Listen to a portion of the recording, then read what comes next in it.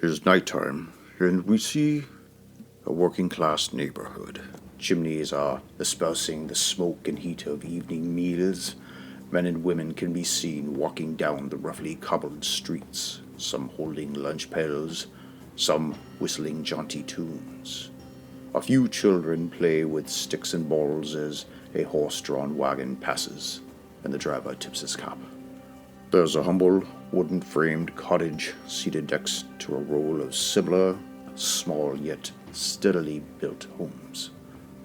We follow a widely built older man with red hair running to gray, presumably the governor of this small parcel of land, as he walks squarely through a gate and up the steps. We see a quaint living space which is obviously filled with family and love. The walls are covered with knickknacks and keepsakes. Every square foot seems to be taken up by furniture, a person, a household pet, or some sort of belonging. A fire provides crackling warmth to the room as a man enters and looks about in expectation. Two young twins, red-headed girls, jump up from their dolls at the hearth and rush into the man's arms. "Papa, Papa, there was a fight?" The girls' excited exclamations continue, intermingling incoherently as children of a certain age do. The man looks puzzled and glances around again. "Ora, where are you?" "She's in the kitchen, Papa." We see a girl who has just entered her teens, folding laundry on the other side of the room. The ponytail of long red hair sways with excitement at the man. The man hugs each girl in turn, kisses them on their heads, and moves into the kitchen. "Thank you, Colleen. Good work, that is." At the stove, a stout, dark-haired woman stirs a pot forcefully, murmuring softly to herself. Sitting at the edge of the table is a small purse, but a glint of silver can be seen revealing itself. As the woman realizes she isn't alone, she turns. We can see from her eyes that she's been crying. The flush in her face reveals she's clearly upset. "Thomas, told you 'tweren't a godly thing to be doing, but you didn't listen, did you? You allowed it. And now, look what's done and happened. Fighting like a hooligan in the street, and for money, no less." Mrs. Egan makes the holy symbol of Eridon with her hands, and Mr. Egan embraces her and makes a shushing noise. "Well now, I'm sure it's not as bad as all that. So, there's been a fight then, eh?" "You can't sort it out yourself, allowing this demon's work into our home. You know 'twere to go." Mr. Egan kisses his bride on her head and nods, turning again to leave the room. He moves down a small hallway with 4 doors and stops at the first one on the left. The wooden door is shut, and we can hear a murmur of voices speaking excitedly from within. Mr. Egan knocks as he turns the knob, opening the door and moving into the room. The conversation stops immediately as we see a well-muscled young man of about 20 years with a shock of brown hair. He is shirtless and sitting upright on a stool in the middle of the room. A black tribal tattoo wraps from the young man's lower neck down to his forearm. Next to the imposing bruiser, a younger boy with red, chin-length hair stands close by, wrapping his brother's shoulder with gauze. His startled gaze reveals him as the slightly more masculinely built mirror image of his sister Colleen in the living room. Mr. Egan nods at each of his sons in turn. "Jock Dempsey, would you like to tell me what's got your mother so upset? And what's with the money? And what? on God's green earth is that smell? Mr. Egan wrinkles his nose at the rank odor in the boy's room, making his mustache dance as he moves and settles just inside the doorway. I won it, Pop, fair and square. Sharp set it up. You should have seen me. Took him down in the third round easy. Winged my shoulder good, but I'm fine. The younger son, a much underdeveloped version of the Dempsey we've seen to this point, holds up a small vial with some greenish-grayish poultice inside. That's a poultice. Dalton says it's good for our sore muscles, Pop. From the hallway, Colleen's voice can be heard. Dalton says. You'll be up for a wedding pretty boy Dalton pretty soon, isn't it? Dempsey lets loose a dwarven swear word, and Mr. Egan's eyes shoot up. We hear Colleen walk quickly away from the doorway from which she had been eavesdropping. I'm sorry, Pop. I didn't mean it. She's always teasing and all. But 30 silver crowns, Pop. And 'tis ours. We'll discuss your swearing later, boy. 30 crowns, you say? Fair and square, Pop. I gave it to Ma. With much excitement, the younger brother chimes in. Mr. Sharp says he's got another fight in 2 weeks for Jack. This time, their purse is 50 crowns, Pop. Mr. Egan takes pause as he processes the unfolding events of his son's lives. His eyes grow weary for a moment as he considers the 30 pieces of silver on his dining room table, won by his oldest son's fists. Weighing that with the 7 stomachs he works hard to feed, the wood for their fireplace, the meager food in their cupboard, and the home which threatens to crumble round them, he makes a decision. You have done well, son. I'm proud of you. You're an Egan, and it's expected of you. The 3 Egans laugh at their family's long-told phrase as Mr. Egan crosses the room to embrace Jack. He holds the large, muscled man like one would a much smaller boy, the familiar embrace of a loving father. Listen, I'll talk to your mother. She'll understand. You done good, Jack. Real good. The younger Dempsey's face stares on with a smile as his father and brother share their moment. And the small pang of jealousy goes unnoticed in Dempsey's eyes, which fades just as soon as it had arrived.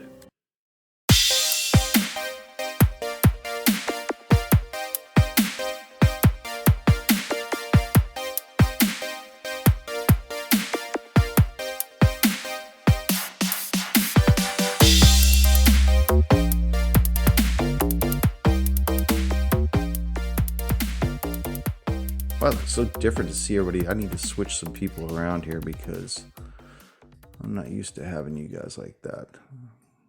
Put you there and put you there. There we go. That's right. No, I don't like that. All right, there we go. Hi. Hello. So how's everyone been doing? Gunbanwa. Definitely I sent you the file. Did you send it to me? Yeah, I did. Oh, great. Thank you. I believe that's if it's not, hit me up. I'll figure it out. Okay. Well, I'm sure I have it saved on a flash drive. I wouldn't have deleted it. The only thing is I'm concerned about is that when my computer had problems, I had to wipe it and re-bring it back online. I tried to save a bunch of stuff and hopefully it got saved on it. So Too many viruses brought on by the sexual sites. that's the problem is Mac doesn't allow that kind of loving. Why is there lotion on your desk? That's My Leben is not lotion. It's a little bit of mouthwash. It is for the dry hands. The human lotion. All right, are we ready, guys? Yeah, let's do this shit. I'll take a little swill here. Greetings, fellow slingers. Welcome back to Roll the Hard 20 podcast. It is I, your trusted game master, Brian, welcoming you to another episode of our Dragon's Demand run through. And with me, the Hard Slingers. Rocking in. Keep telling you, we're in the throat of the finale. Yeah, that just let that sink in. In the throat. In the throat. So, I'm going to lead us in really quick with a little bit of visualization. Valadir. As you pick up Dempsey's body in Arturk's tomb, you see Padre Hammerbane at the door motioning for you to hurry. Hurry, hurry. The whites are right on your ass. You see Arturk standing over the body of your dead ally.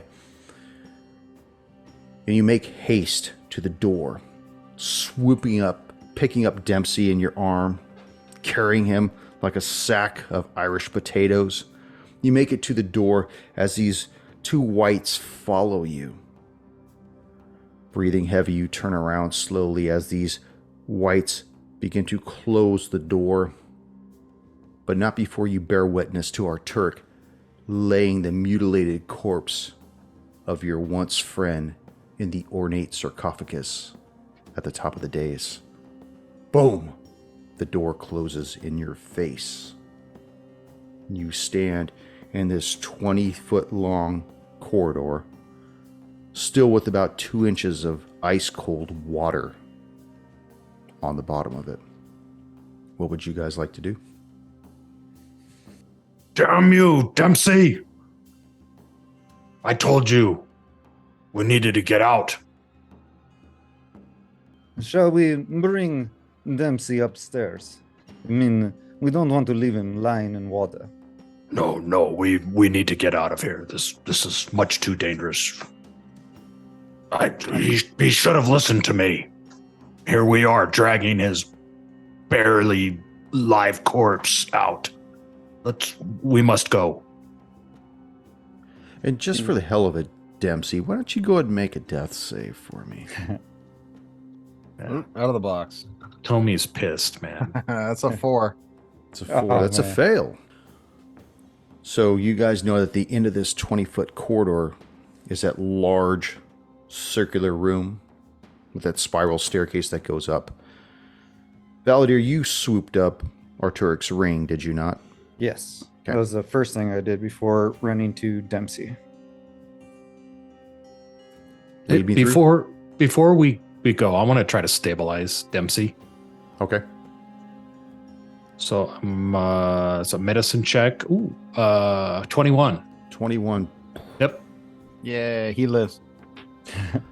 At 0, but no longer making death saves. What would you like to do with his heavier-than-life body?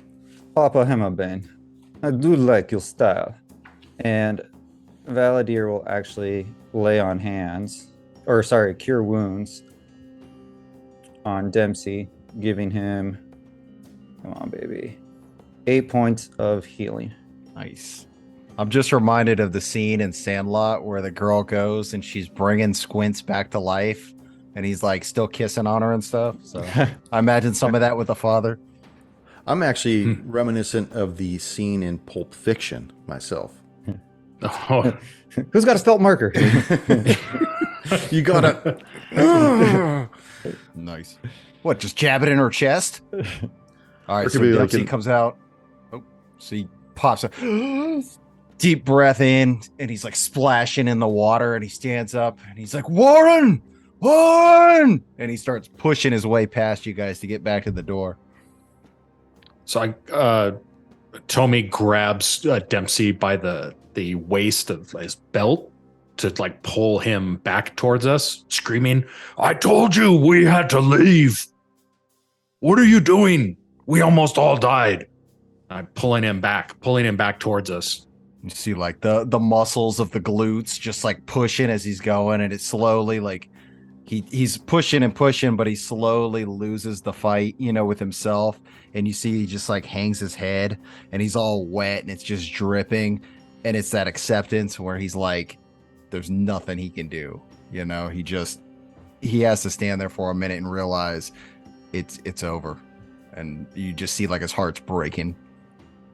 And he turns and he's, all right, let's move then. Lead us out. All right. So he's gonna start walking out the other way. He's still beating the crap from this, still bleeding, but he's just gonna start walking back towards the other tomb. Back towards the other tomb? Mm-hmm. Okay. You guys make it to the large circular room. Go up the iron staircase to the circular room above you. Enter the long 100-foot corridor that goes to the southeast, where it comes to that junction. And then you start moving towards the northeast to that circular room that's on the other side of the crypt. You take that spiral staircase down, see the long corridor to the west that you know leads to Tulia's crypt. You see the door at the end of the corridor. I just imagine as they're walking, they're like recounting almost like a football players, you know, the moves and stuff. And Dempsey just thanks you guys for bringing them back and everything. And just keep moving towards the door. Okay. Open the door. And you see once again this large crypt, 60 feet long from east to west, 40 feet from north to south. On the far western wall, you see that skull, that large black dragon skull. In the center of the room, again, you see the elevated stone steps that lead up to a lone, ornate sarcophagi. What do you want to do? Enter. Dempsey, we need to get someplace safe for some rest. You're battered to shit, my friend. All right. What do we do here? Even as you guys begin to enter, you feel this presence in the room. Ironically, even for being underground, you feel the wind kick up a little. And then all three of you hear just all about you. I take it your venture was prosperous. It was, but it came with great cost. You see an apparition slowly begin to form at the top of the dais, right next to the sarcophagi. Beautiful blue woman in this regal-looking armor. It's definitely transparent. You could see right through her. But she seems to look right through the three of you as well. And she says, and how is my husband? He nearly killed us. He was none too happy to see us. As you can see, we're minus a party member. You can imagine he's dead. Well, I can't imagine your pain. After all, I lost 3 children while with the man, and lost my life in the process as well. I think as this is going on, Dempsey kind of moves to one side to let the other guys into the room. And he's just kind of gesturing to himself like, yes, we've been through hell for this. For what? And she holds out her hand. Valadier will cautiously remove the ring from his coat and... I thought you were saying remove the ring from his cock. His cack. You mean it wasn't that kind of ring? Oh, sorry, my bad. And gently lay it upon her hand. She looks at this unornate piece of iron and just looks at it. Just like a slayer of Nazili to have a mundane iron band. At one point, Arturk was a good man. It's too bad it's soured. But I suppose you don't want to hear that. I suppose you want what you came here for. And she... We held up our end of the bargain. Indeed, you better you hold have. up yours. Of course I will. And she gestures towards the sarcophagus, and the lid begins to slide back and just tumble down the stone steps. Your prize, your reclamation of weapons waits for you up there. Thought it was going to be a charcuterie board or something. That's some Price is Right stuff, baby. Dibs. Yeah. I called it.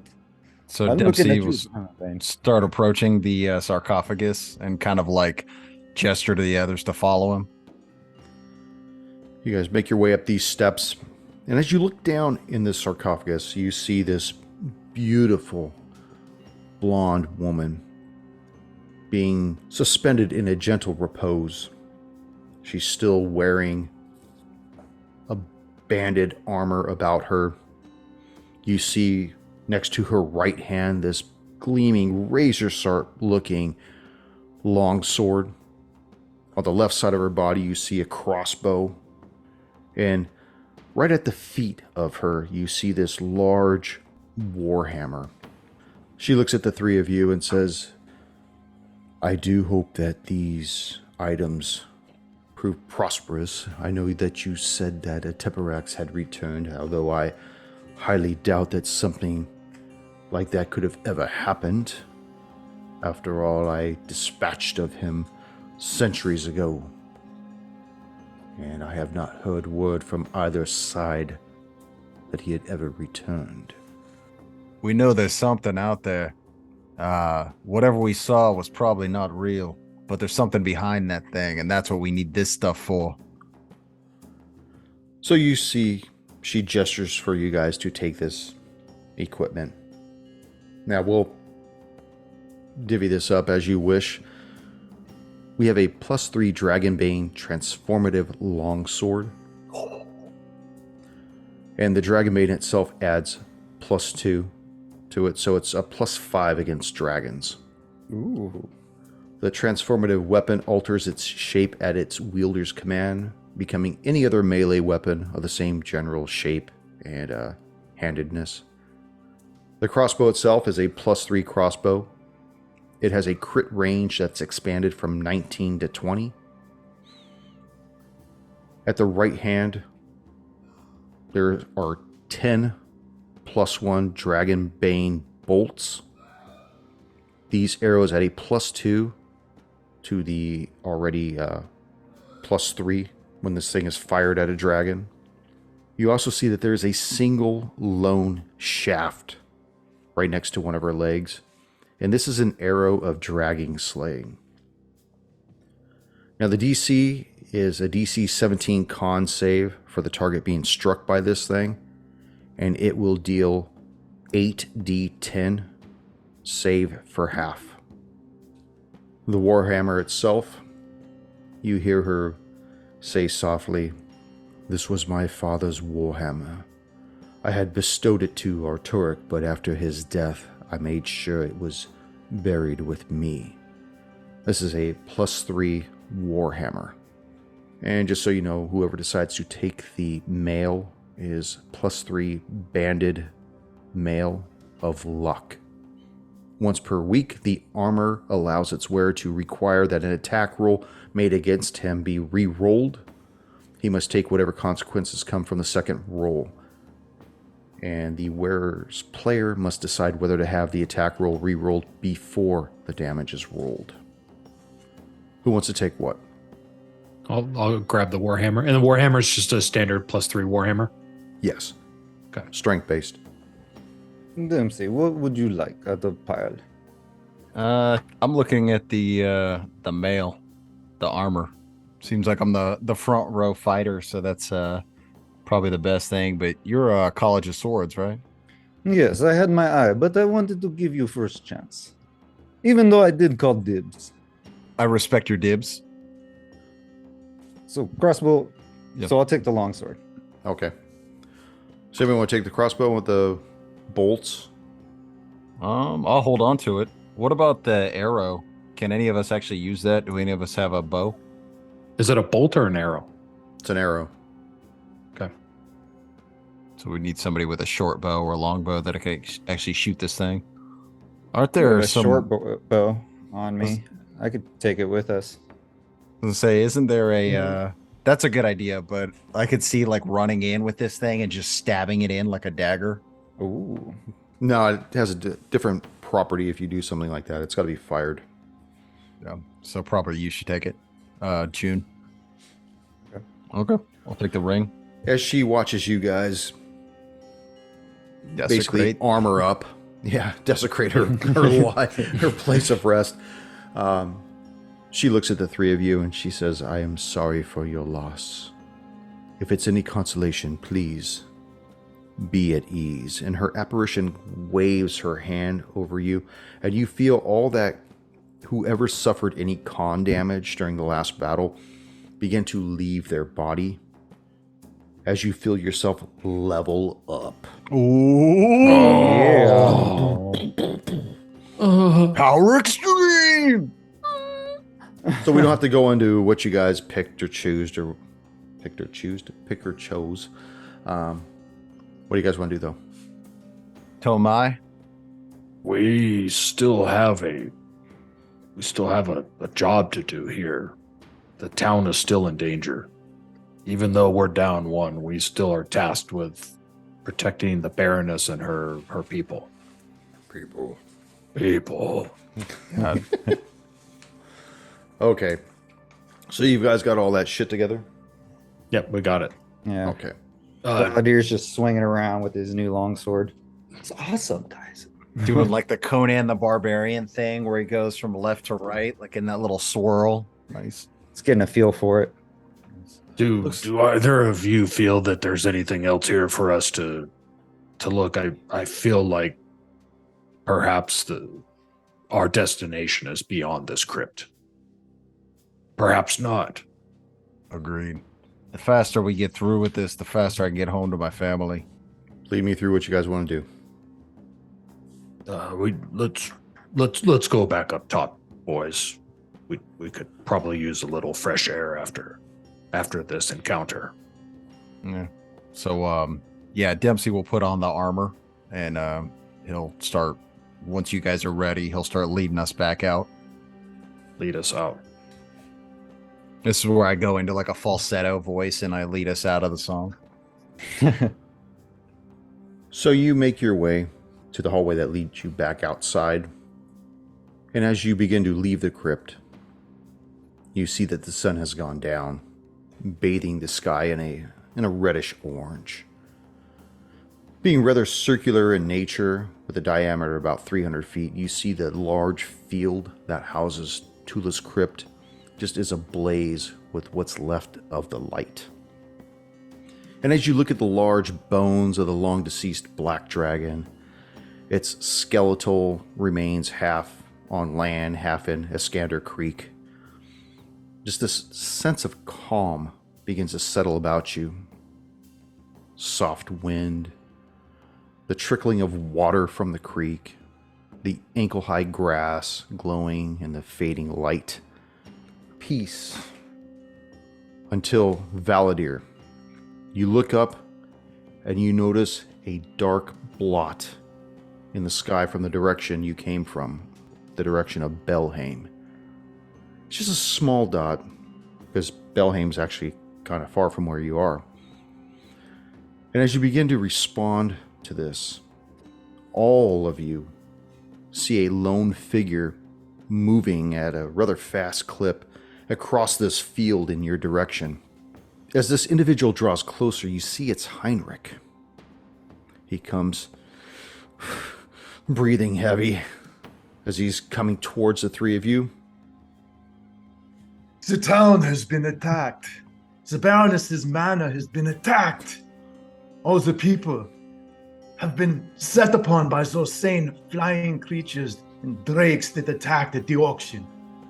Only this time there were a great deal more of them. A Teparax led the assault. I could hear him furiously accusing the Baroness of sending warriors to find weapons to kill him. He ordered no quarter.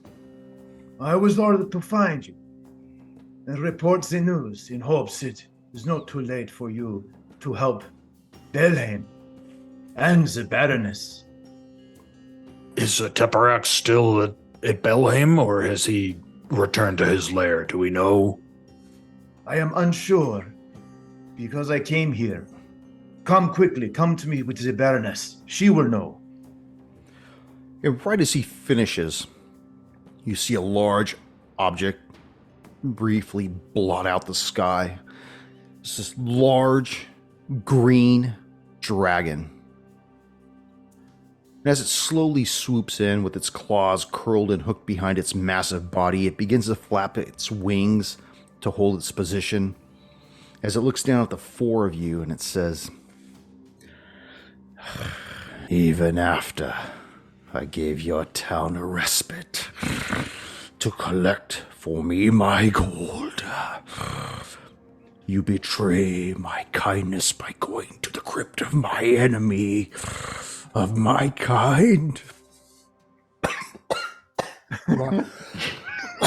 Gotta lay off the cigars and Oh, Tex-Rex. Did you hope to find weapons? You double-crossed me, just as that pathetic old wizard Hunkley had done. To think this all started with that old fool. And you see like curtails of this noxious gas foaming around its nostrils. Had he just given me the tomes I sought, but no. At last it has come to this. And you see the dragon brings its claws forward. And it's only now that you notice the body and the tight grip of one of them. It's the Baroness. And it brings its two claws together to meet and with little effort pulls the Baroness apart in two pieces, dropping Bulk down to the soft grass below. Baroness! Whether she is alive at the time or not, who knows? But I do know one thing. It's time to roll some initiative. This bastard will pay. Can I ask a quick housekeeping question? You bet. Oh, yeah. So with the, the con healing and stuff, did we get any actual healing? Yes, you guys are fully restored up to full health. Thank God, because I would have had like 8 hit points, and I'm like, this is rolling into like a kick-ass battle. So No, you guys are It's fully awesome. restored. Your con is up, fully charged. Your health is fully charged. Thank By you, the way- beautiful blue woman. I wanted to say this. Fine. Tula. I had mentioned this Grandpa. briefly off air, but I don't think either Radke or Junior heard this. Had you guys killed Arturic, his honor guard would have stood down. Just so you know that. Yeah, if you weren't chaining 20s like a freaking Dude, prison I rat. was on. Well, I Exactly. haven't started with the 20 tonight, so Weighted dice. You over know, here. it's high and lows, Brian. We're coming for you. all right. Tomi, what do you got? A flaccid 20. Valadier. a hard 20 with a 24. Ooh. Dempsey. That is a 12, sir. Oh, how the tables Heinrich. have turned. Heinrich has a 17. 17. Padre Hammerbane. You see this large green dragon come in, posturing, rip the Baroness in half. Had you been somebody else, you may not have gave two shits. And then drop her corpse onto the grass below. What would you like to do? What's a distance? I'm going to say, so basically her corpse is 35 feet away from you, straight down. He's 35 feet with maybe a height of 20 feet up in the air. Just Okay. I'm going to cast. I'm just going to come out of the gate. I am going to cast my. turn undead. Yeah.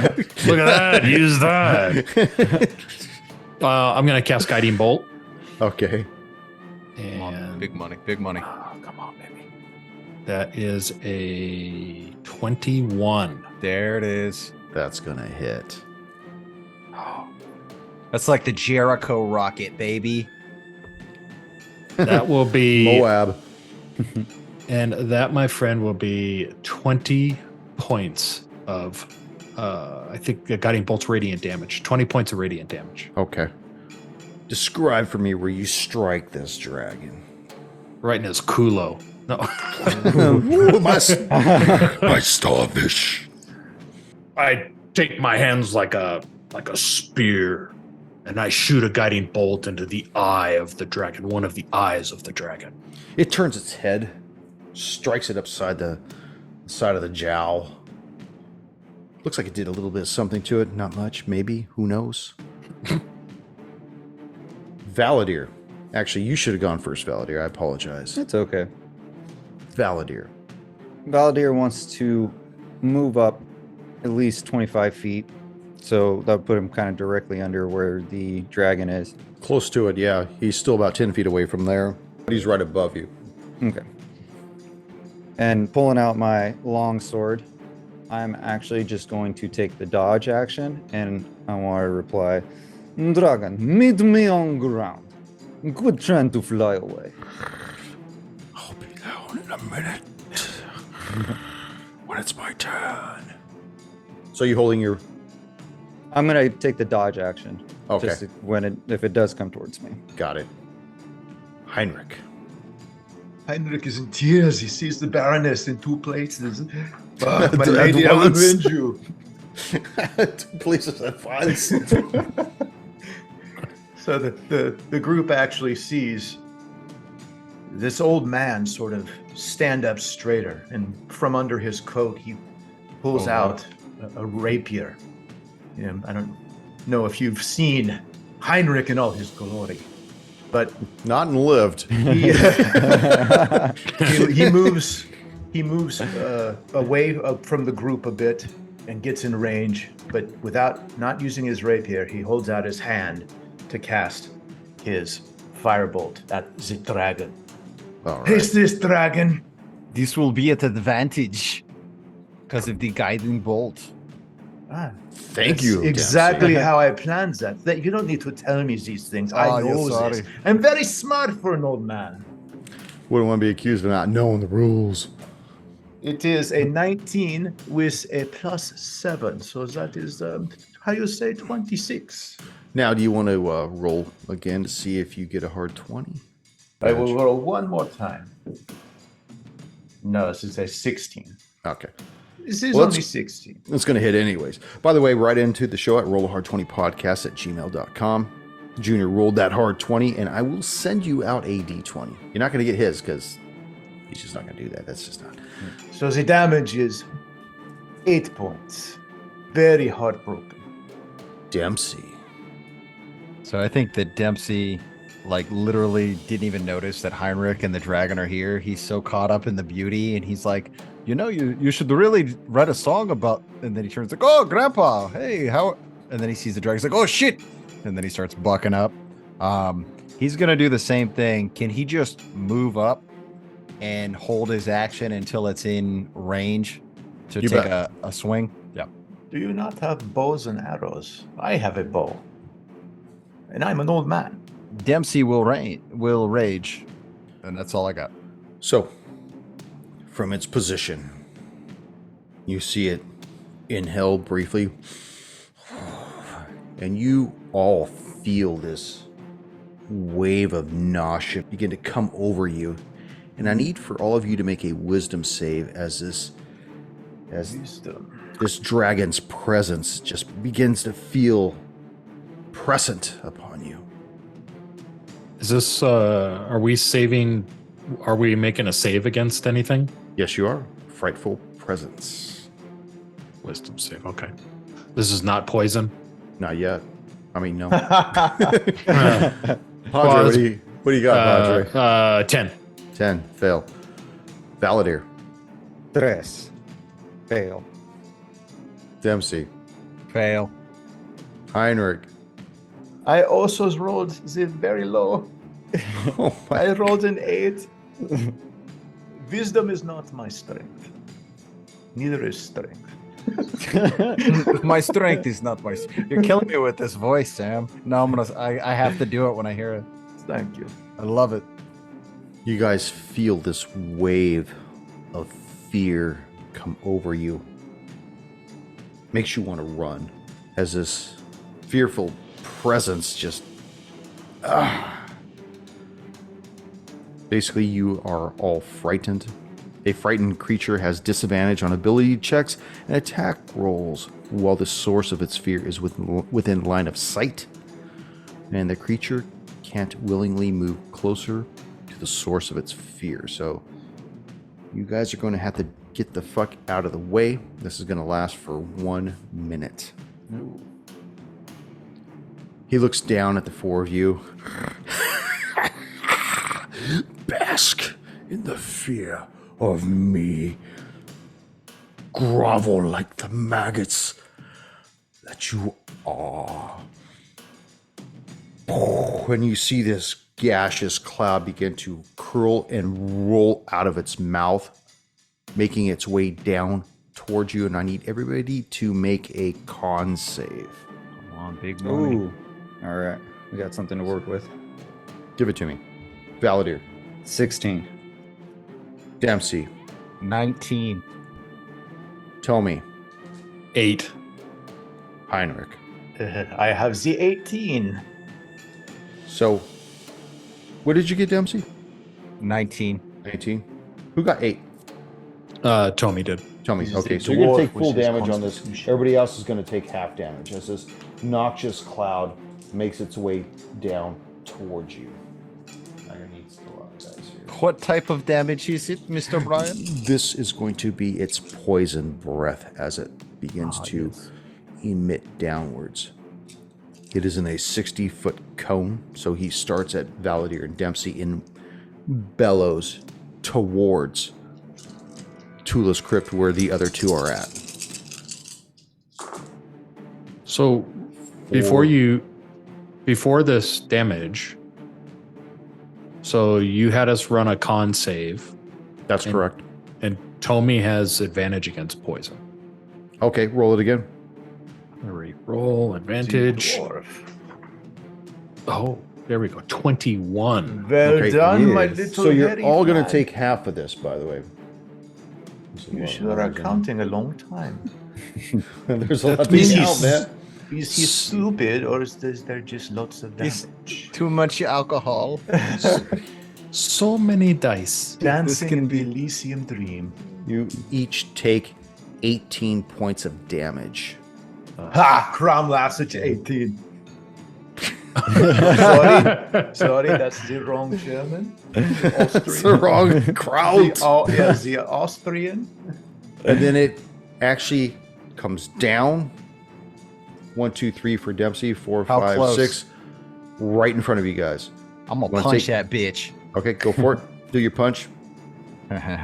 So this is 15. 15. That is going to miss. All right. He swings like a punk. And he is going to attempt to claw at you right now with his second attack, Dempsey. With a nat fucking 1.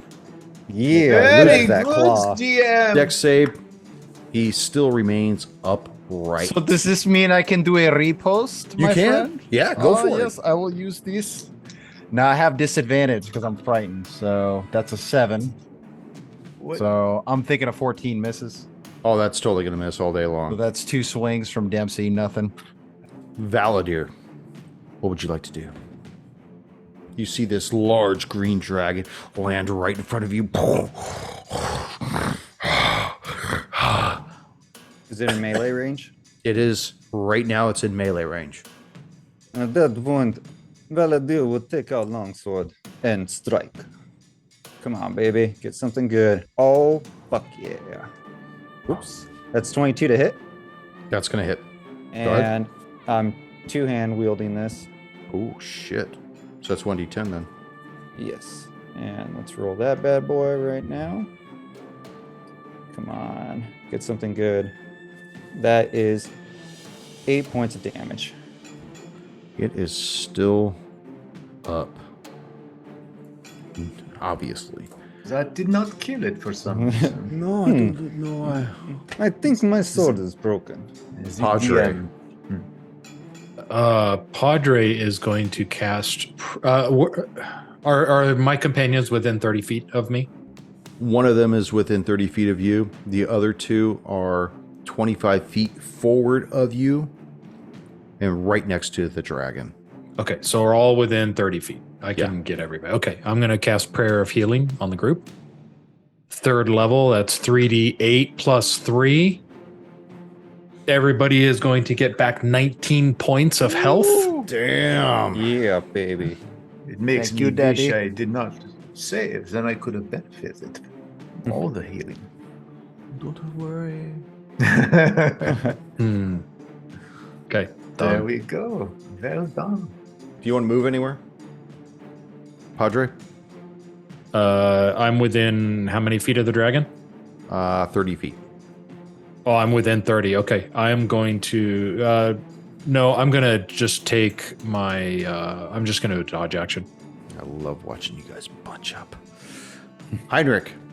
So, with this, how you say, fear, I cannot move closer to the dragon. I must stay away. Is that true? Is that what your dragon fear did to me? Speak up, GM.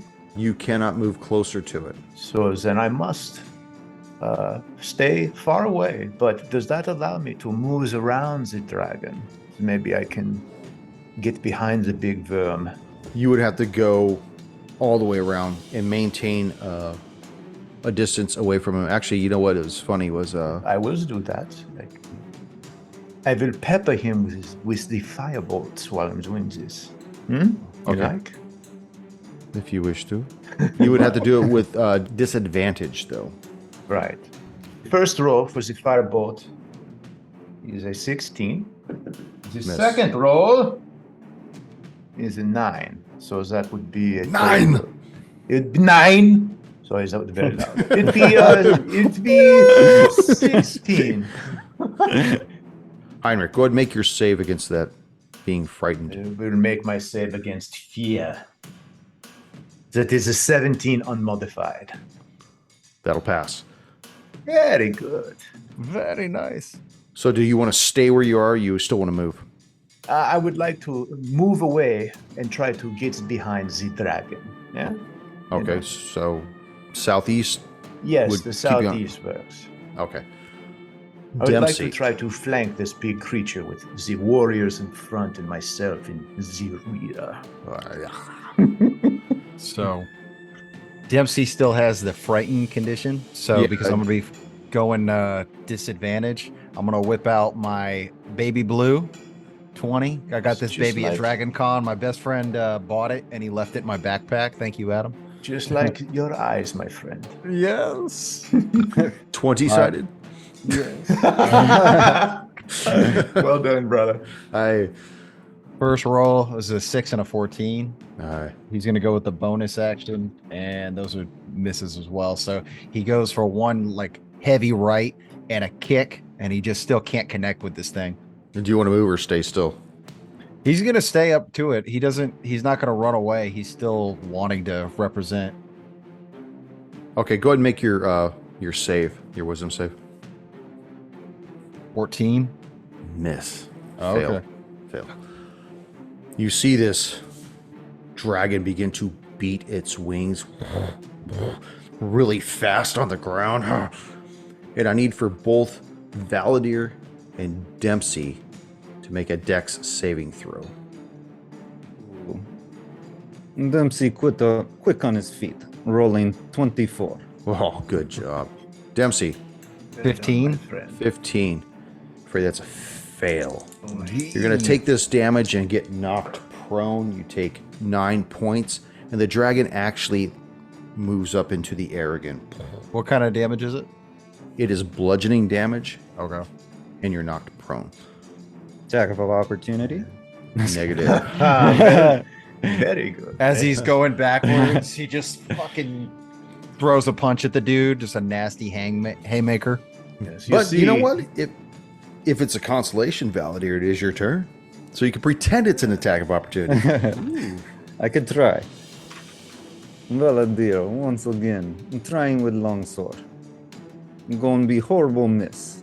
Horrible as he miss. flies away. Yep, that's exactly it. He just gets out of your range. So now he's out of range. You want to do anything else? I'll just move my movement. I guess it would be east, inwards more into the Yeah, town. more inland. More in The town is more to the south. Okay. I'm just trying to scatter around a little bit while he's in the air.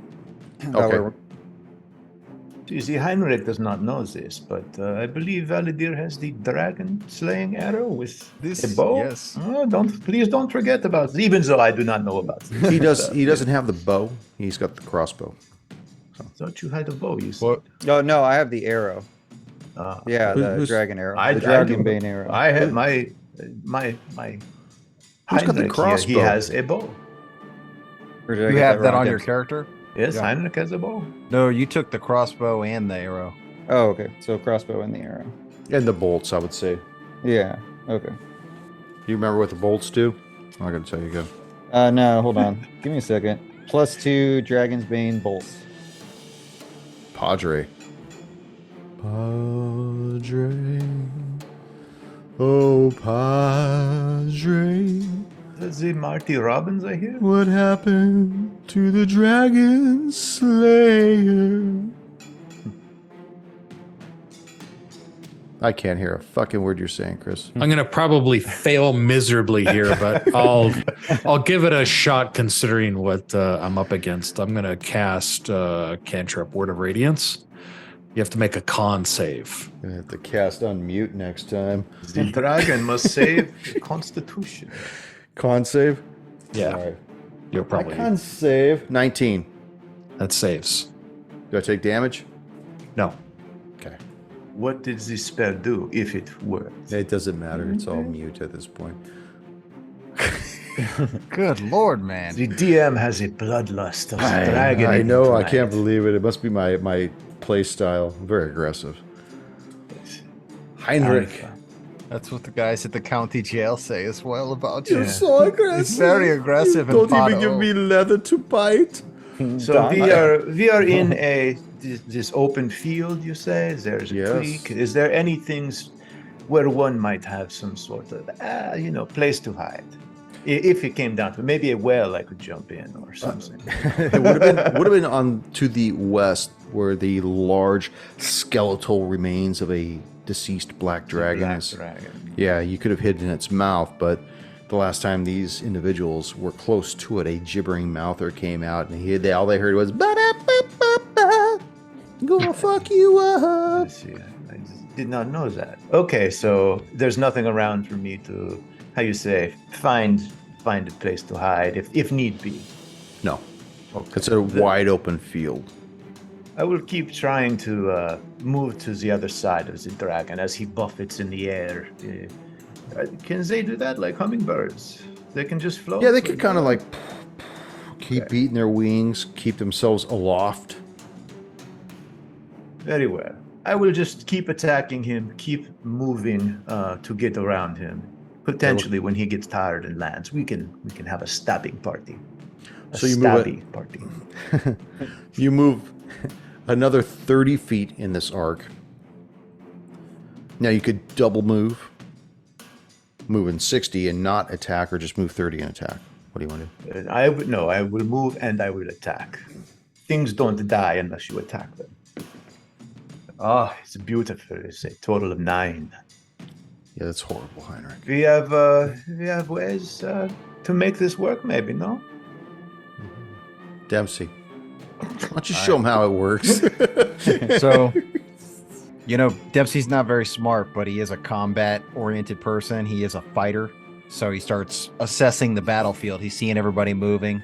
He sees the bow on the back of Heinrich, and he's like, he's doing magic. Okay, so he's thinking fighting. So he's going to go move over to Valadir, and he's like, the arrow! Give me the arrow! And he wants to interact and get that arrow from Valadir. And this is what his whole turn I want to do. I want to get the arrow from Valadir and then move close enough to Heinrich. If he has to, he'll throw it Okay, he'll throw it to Heinrich, Yeah, not at. not at. hold on a second. Currently, you're prone. It's going to cost you Okay. movement to stand up. Okay, so I think it's half your movement. It's half movement. Okay, And as long And- as Valadir has no Compunction. apprehension about giving you this, you can just take it. But then you would have to. So you just take it, but you would only have 15 feet of movement, and then you could double move the rest, or you could have a full movement the rest of the way. Does that make sense? yeah, I reached in his sack last night. All of a sudden, I'm Hawkeye, and you're just taking my arrows all willy nilly. And he's like, come on, give me the arrow. We'll give it to Grandpa. He will shoot it. It's right there, comrade. Grab it. All right, so he's gonna get up. He does like that cool thing where he jumps up and lands on his feet. That is never cool, by the way. I just want to let you know that. That has never been cool. It was badass, and Romeo Must Die. Oh, Jet Li did it.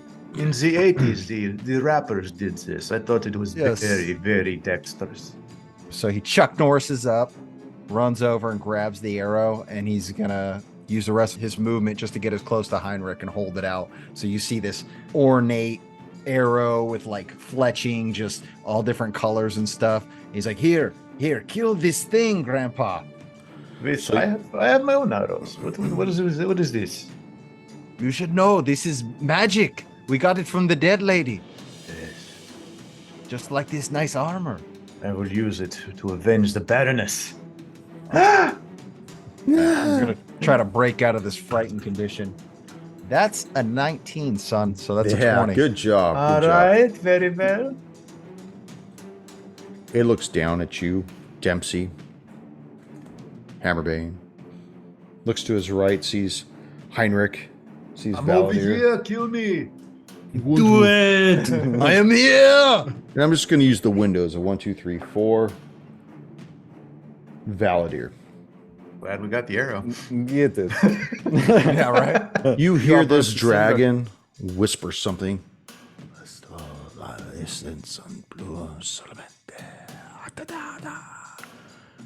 And I need you to make Coming, you fool.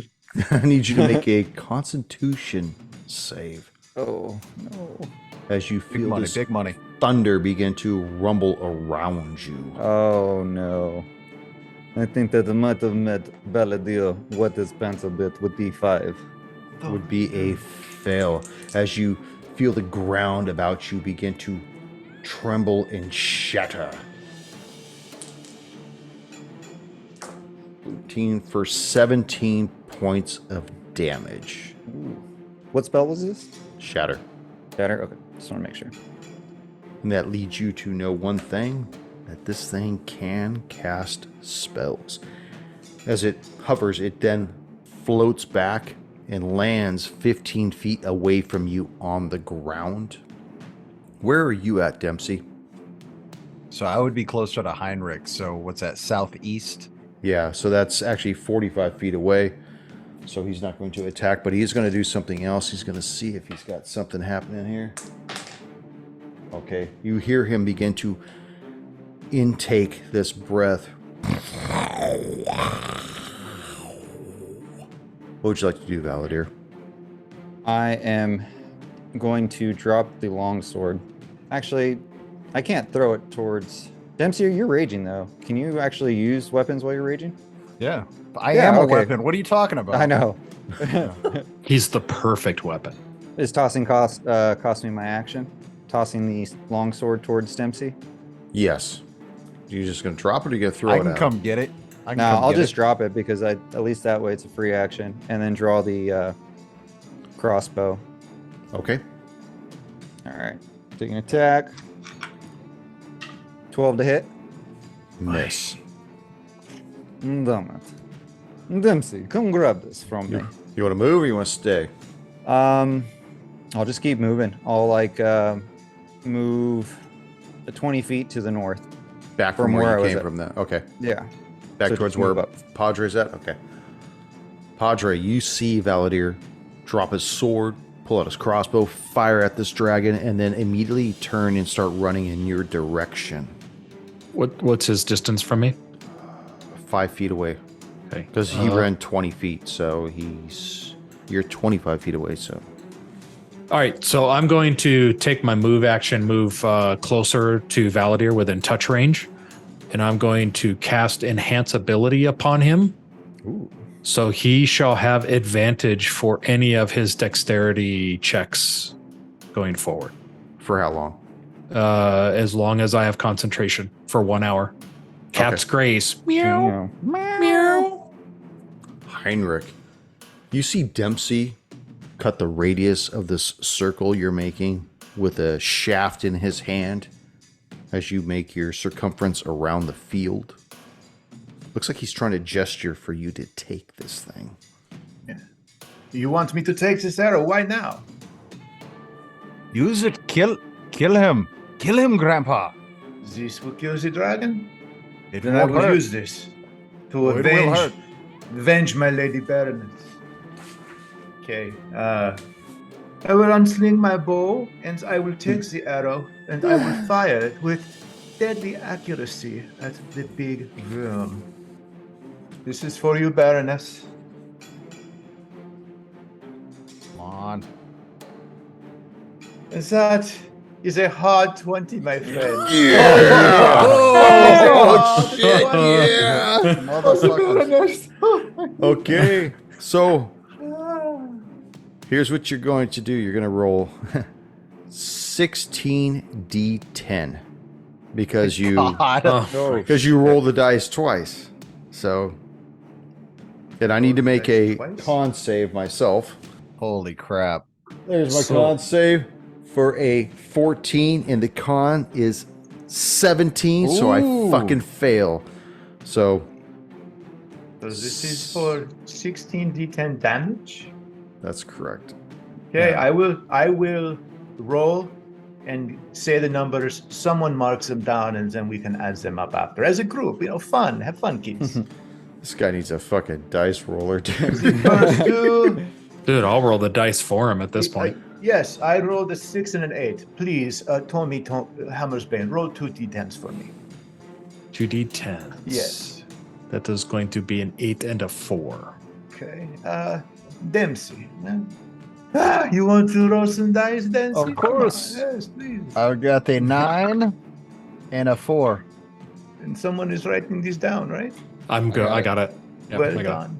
And now, Valadier, must you roll the dice, my friend? Will do. Got a 7 and a 5. Okay. What were the original, the first two rolls? What were they? 6 6 and and an an 8. 8. Now we have a Zwei, a 2, and a 10. Oh. So keep going. Tommy, you roll. That's going to be a 7 and a 3. A 7 and a 3. Well done. 7. 7. Yeah. Herr Egon, what you have there? I had a 8 and a 1. All right. Where are we at? 69? Valadier. We don't count yet. We don't. Come on, you've heard. You the got to Gambler stop at that song. number, though. He knows the gambler song. All right, I got a 6 and a 10. Okay. And I need 2 more rolls. And I will do the last 2. Wait. 2, 4, 6, No, 8. that was it. Nope, that's it. That's 16. Okay. Okay. Where we I at? came up with 98. 9. 98 points. I will roll 9d8. Okay, hold on.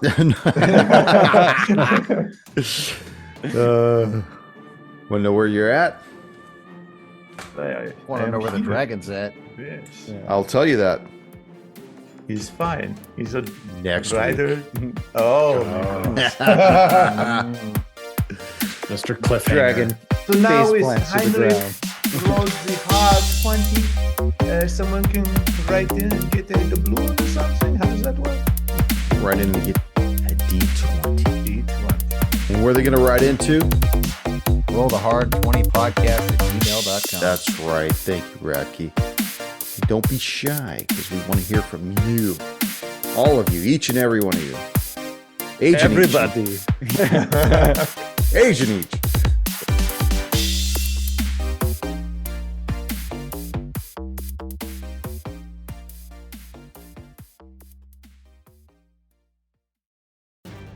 Thank you for joining us once again on Roll the Hard 20 podcast. Remember, you can find us and subscribe to the show on Apple Podcasts, Google Podcasts, Stitcher, Spotify, iHeartRadio, Amazon Podcasts, and Audible. And if you like what you're listening to, leave us that 5-star rating and review. We also have a YouTube channel at Roll the Hard 20, so if you're into watching, head on over and hit that subscribe bell. We can also be found in the wild on Facebook, Instagram, and Twitter, so don't forget to look for us there and check us out. You can also contact the show directly at rollthehard20podcast@gmail.com or head on over to the website at rollthehard20podcast.com, where you can download the current show directly, pick and choose past shows from our archives, or view our galleries. We've got a lot of stuff posted there, so check us out.